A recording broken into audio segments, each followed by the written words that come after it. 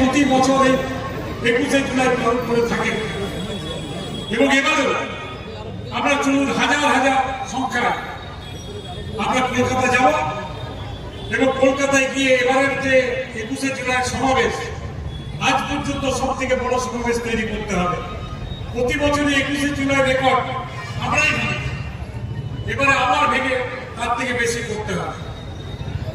আমার বক্তব্যকে দীর্ঘায়িত করছিলাম, জানি আপনারা অনেকক্ষণ অপেক্ষা করছেন। যারা আজকে এখানে উপস্থিত হয়েছেন তাদেরকে আমি নমস্কার করি, সেলাম করি, ধন্যবাদ জানাই। তারা আপনি আজকে অনেকক্ষণ থেকে মিছিল করে এসছেন এবং এখানে সমাবেশে দাঁড়িয়ে আছেন।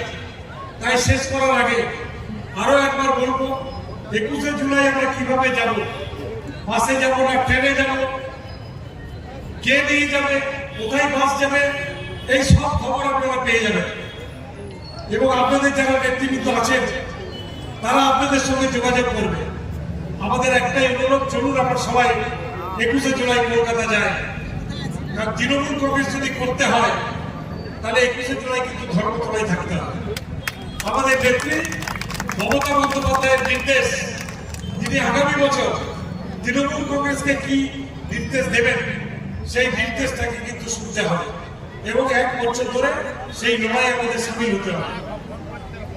নমস্কার, জয় হিন্দ, বন্দে মাতরম। তৃণমূল কংগ্রেস জিন্দাবাদ, মমতা ব্যানার্জি জিন্দাবাদ, অভিষেক ব্যানার্জি জিন্দাবাদ।